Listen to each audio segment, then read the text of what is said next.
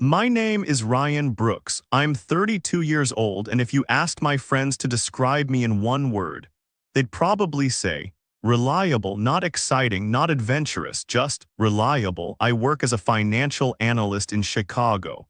My days are filled with spreadsheets, forecasts, and meetings that could have been emails. I've never been the kind of man who takes risks.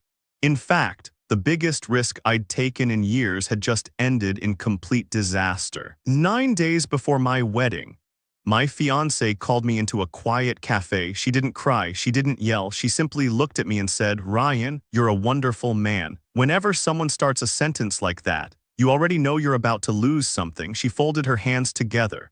"You're everything a woman should want. Kind, honest, dependable." Then she looked away. "But I don't love you anymore." Just like that. 3 years disappeared. She had fallen in love with someone else, someone more spontaneous, someone who made her feel alive. I wasn't angry, I was just empty. For the next week, I canceled the wedding venue, returned the rings, called relatives I never wanted to disappoint. Every conversation felt like another piece of my life quietly breaking apart. By Friday, I was flying back home. I sat alone in Terminal B of O'Hare Airport, staring through the giant windows as planes disappeared into gray clouds. People hurried past me, families laughed, children ran toward arriving grandparents. Life kept moving, mine didn't. Then everything changed. A woman suddenly grabbed my arm, hard, not gently, not politely, like someone holding onto the last solid thing before falling. I turned around. She looked about 28, long dark hair, light blue dress, small silver earrings. Her breathing was uneven. Her eyes were filled with panic. She glanced over her shoulder every few seconds, then looked back at me. "I know this sounds completely insane," she whispered, "but I need you to pretend you're my husband." I blinked. "I'm sorry, what?" She swallowed. "My grandmother is arriving in less than 5 minutes. She believes I'm married. I came here to tell her the truth. But I can't do it." Her voice cracked. "I just can't break her heart today." Squeezed my arm tighter. "Please, only 40 minutes. After that, you'll never see me again." Any normal person would have walked away. I almost did, but something stopped me. Maybe it was the desperation in her eyes. Maybe it was because, only a week earlier, I'd stopped being someone's future husband. Now, a complete stranger was asking me to become one, even if it was only for 40 minutes. I took a slow breath. "Okay." She stared at me. "Oh, really?" I nodded. "But if we're doing this, we need details. My name, how long have we been married, how did we meet?" She actually laughed through her tears. "My name is Emma Collins. We've supposedly been married for 7 months. We met in a bookstore. You accidentally knocked over a stack of novels." I laughed. "You bought me coffee." I smiled. "That's not bad." She wiped her eyes. "Your real name, Ryan, perfect." She looked at my left hand, then suddenly frowned. "You don't have a wedding ring." I froze for a second. I couldn't breathe. Then I reached into my jacket pocket. Inside was the plain silver wedding band I'd never managed to throw away after my engagement ended. I slowly slid it onto my finger. Emma noticed the sadness in my eyes. She didn't ask. She simply whispered, "I'm sorry." I forced a small smile. Long story. Before either of us could say another word, the arrival doors opened. Passengers began walking out. Emma's breathing became faster. Then she quietly said, "That's her." I looked up. An elderly woman in a wheelchair was smiling as she searched the crowd. The moment her eyes landed on Emma, her entire face lit up. Then she looked at me and smiled even wider. "Oh," she whispered, "so this is the young man who stole my granddaughter's heart." Emma's fingers found mine, and before I could think, she intertwined them with her own. Her hand was shaking. Mine wasn't much steadier. For the next 40 minutes, I wasn't Ryan Brooks, the man whose wedding had fallen apart. I was Emma Collins' husband, and I had absolutely no idea that pretending to love a stranger was about to become the most real thing that had ever happened to me. Emma rushed toward the elderly woman with tears already forming in her eyes. "Grandma," the old woman opened her arms. "Oh, sweetheart." They hugged for a long moment. I stood a few feet away, suddenly wondering what I had gotten myself into. Then Emma looked back at me, a silent plea, "Please, don't leave." I walked over. Emma smiled nervously. "Grandma, this is Ryan." Her grandmother looked me up and down with warm, curious eyes. So, you're the handsome husband I've heard so much about. I forced a smile. It's wonderful to finally meet you. She reached out and held both of my hands. Her skin was thin and cold, but her smile felt incredibly warm. You take good care of my granddaughter. I looked at Emma, then back at her grandmother. I do my best, the old woman nodded with satisfaction. I can see that. Her name was Margaret Collins. She had traveled all the way from Vermont. At 78. Her health wasn't what it used to be, but her spirit was stronger than anyone else's in the airport. As we collected her luggage, she kept talking. I've been waiting years to meet the man who finally made Emma happy. Emma lowered her head. I noticed the guilt in her eyes. Outside the terminal, a taxi waited. Margaret insisted we sit together in the back seat. Emma sat in the middle. Somehow, my hand ended up resting beside hers. Margaret smiled. You two are still shy. Emma laughed nervously. We've both been busy with work. Margaret chuckled. Busy people still make time for love. Neither of us knew how to answer that. On the drive downtown, Margaret pulled out an old photo album from her purse. I brought something. She opened it carefully. Inside were dozens of family photographs. Emma as a little girl, birthday parties, school plays, camping trips. Then Margaret pointed at one picture. Emma looked about 9 years old. She was standing beside a tiny wooden bookstore. That's where your grandfather proposed to me, Margaret said softly. Emma smiled. You still keep that picture. I keep every memory worth saving.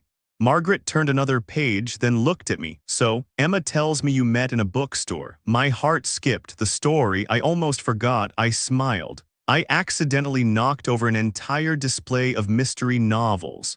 Margaret laughed loudly. Oh, Ryan. That sounds exactly like something Emma would find funny. Emma looked at me for the first time that day. Her smile looked real. The taxi stopped outside a small family restaurant. I hope you don't mind, Margaret said. I've been dreaming about this place for months. Inside, the owner immediately recognized her. Mrs. Collins, it's been too long. He hugged her warmly, then looked at Emma. And this must be your husband. Before I could answer, Emma quietly slipped her arm around mine. Yes, this is Ryan. The owner smiled. Congratulations, you two make a beautiful couple. Something about hearing that didn't feel as strange anymore. Lunch was filled with stories. Margaret told embarrassing tales about Emma growing up. She once tried to rescue an injured squirrel. Emma covered her face. Grandma, it bit me. Margaret laughed. And she still cried because she thought she'd hurt the squirrel's feelings. I couldn't help laughing. Emma looked at me. What? I was 9, I know, it's adorable. She rolled her eyes. Don't encourage her. After lunch, Margaret excused herself to the restroom. The second she disappeared around the corner, Emma let out a long breath. I'm so sorry. I looked at her. For what? For dragging you into this. You've been amazing. I shrugged. I'm surviving. She smiled faintly. No, you've made this believable. There was a long silence. Finally, I asked the question that had been bothering me. Why did you tell your grandmother you were married? Emma stared at the table for several seconds. She didn't answer. Then she spoke so quietly, I almost missed it. Because, 2 years ago, the doctors told us she might not have much time left. After Grandpa died, she worried about me constantly. Every phone call ended the same way. Promise me you won't spend your whole life alone. Emma's eyes filled with tears. I couldn't bear watching her worry, so I lied. At first it was just a nice man from work, then a serious boyfriend, and eventually a husband. She wiped away a tear. I kept telling myself I'd confess someday, but every time I saw how happy it made her, I couldn't do it. Before I could respond, Margaret returned, smiling, completely unaware of the truth. She looked at both of us. You know, I've been watching you two all afternoon. Emma froze. Margaret smiled knowingly. You still look at each other, like newlyweds. Emma almost choked on her water. I couldn't stop myself from laughing. For the first time in weeks, it wasn't fake, and somehow, neither was the smile that Emma gave me in return. After lunch, Margaret insisted on one more stop before heading to her hotel. There's somewhere I want to visit, she said with a smile. Emma looked confused. Grandma, you've been traveling all day. You should rest. Margaret shook her head. I've rested enough in my lifetime. 20 minutes later, we arrived at a small riverside park. Autumn leaves covered the walking paths. Children laughed in the distance. A street musician quietly played an old love song on his violin. Margaret looked around and smiled. Your grandfather proposed to me in this park. Emma squeezed her grandmother's hand. I didn't know that. There are many stories I never told you. We walked slowly along the river. Margaret suddenly became tired. She sat down on a wooden bench beneath a large maple tree. Ryan and Emma stood a few feet away, watching the river flow silently. Then Margaret called softly, Ryan. I turned. Would you sit with me for a minute? Emma quietly walked toward a nearby flower garden, giving us privacy. Margaret looked at the water for a long moment before speaking. You know, I'm old. I smiled gently. You don't seem old. She laughed. That's a sweet lie. Then her smile faded. I've learned something after 50 years of marriage. I listened carefully. The happiest couples aren't the ones who never argue. They're the ones who never stop choosing each other.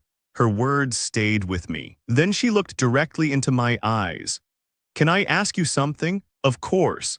Do you love my granddaughter? My heart stopped. The answer should have been easy. It should have been, yes, because that's what this little performance required. But the word refused to come out. Instead, I stayed silent. Margaret noticed. She smiled softly. You don't have to answer. But whatever you're feeling, don't wait too long. I've seen too many people lose years because they were afraid of one honest conversation. A few minutes later, Emma returned carrying 3 cups of hot coffee. She smiled. What did Grandma tell you? Margaret answered before I could. I was just reminding your husband that life is shorter than people think. Emma laughed awkwardly. She's been giving life advice to strangers since the 1980s. As evening approached, they checked into a small hotel near the river. Emma walked Margaret to her room. I waited quietly in the lobby. 5 minutes later, Emma came back downstairs. She looked exhausted. I'm sorry this has taken your whole day. It's okay. No, it isn't. She looked down at the floor. You've done more for me today than people I've known for years. I smiled. I guess pretending to be married is harder than it looks. She laughed. Then the laughter disappeared. Ryan, I have to tell her the truth tomorrow. I looked at her. You've decided. She nodded slowly. I can't keep lying. I owe her the truth. I respected that, even though part of me wished this strange little story wouldn't end. Just as we were about to leave, Emma's phone rang. She answered. Her face immediately changed. What? When? I'll be there. She ended the call. What happened? She swallowed hard. Grandma collapsed. Without another word, we both ran. Doctors and nurses hurried through the hallway. Margaret had fainted in her room. The doctor finally came outside. She's stable, but her heart is very weak. She needs to avoid emotional shock. Emma's shoulders began shaking. I was going to tell her everything tomorrow. The doctor looked confused. I wouldn't recommend any stressful conversations right now. Emma broke down. She covered her face and cried silently. I've made everything worse. Without thinking, I gently put my arms around her. She didn't pull away. Instead, she buried her face against my shoulder for several seconds. Neither of us spoke. When she finally looked up, our faces were only inches apart. Her eyes were red from crying. Mine probably weren't much better. She whispered, I don't know what to do anymore.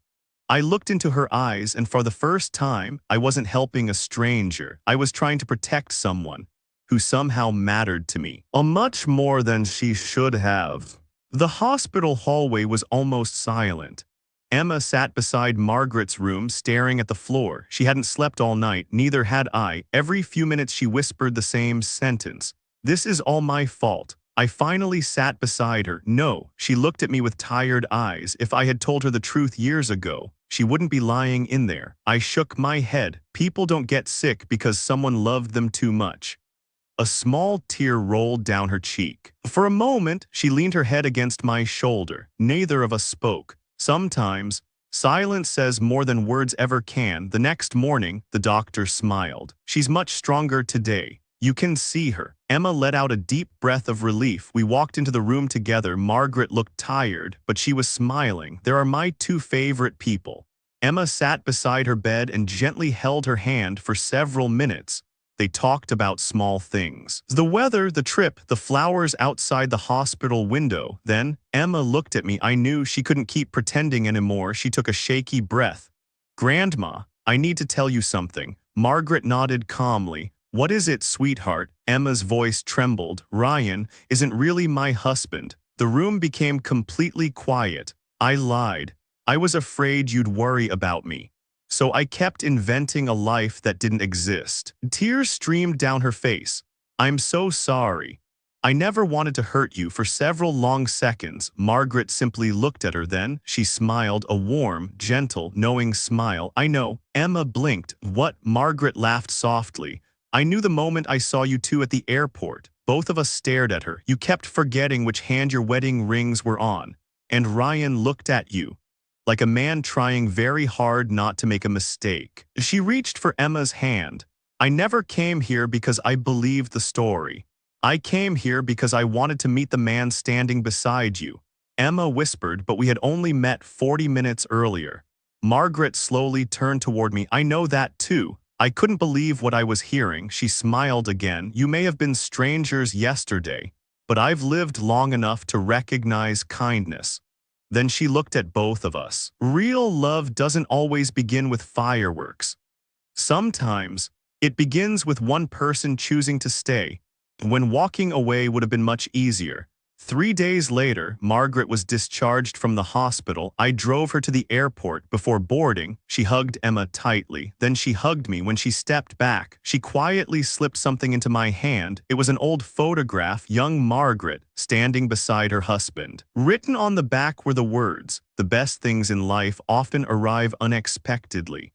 She smiled. "Don't waste unexpected gifts." Then she disappeared through security. The parking lot felt strangely empty afterward. Emma and I stood beside my car. For the first time, there was no reason to pretend anymore. She looked down. "So, I guess this is goodbye." I smiled sadly. Probably. Neither of us moved. Almost a full minute passed. Finally, Emma laughed softly. "This is ridiculous." "What is?" "We've been pretending to be married for 3 days.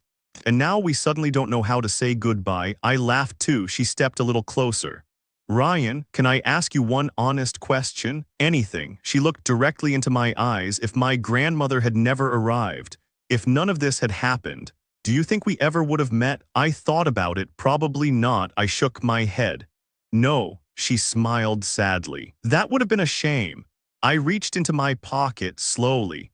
I removed the silver ring I'd worn for the act, the ring that once reminded me of a broken engagement. I looked at it for a long moment, then I slipped it off completely. I smiled. "I don't need this anymore." Emma looked surprised. "You sure?" I nodded, "because if I ever wear another ring, I'd like it to mean something new." She stared at me, then whispered, "Ryan, what if this doesn't have to be goodbye?" I took one step closer. "What are you saying?" She smiled through happy tears. "I'm saying, our marriage may have been fake, but the way I started feeling about you, it wasn't." I couldn't stop smiling. "Good, because I was hoping you'd say that." She laughed. "So, would you like to take me to dinner?" I grinned. "This time, as your real date." She nodded. "No pretending." I gently took her hand. "No pretending." 1 year later, in a small bookstore on the edge of Chicago, I accidentally bumped into a display of mystery novels, books scattered across the floor. Emma burst into laughter. The customers looked confused. I looked at her and smiled. "Now, our story finally starts the right way." She wrapped her arm around mine, and this time, it isn't a lie. 6 months later, Margaret sat in the front row of our wedding when the minister asked if anyone objected. She smiled proudly and whispered, "I've been waiting for this since the airport." The whole church laughed. I looked at Emma. She looked back at me. This time, she really was my wife. And pretending for 40 minutes turned out to be the most truthful thing that had ever happened to either of us.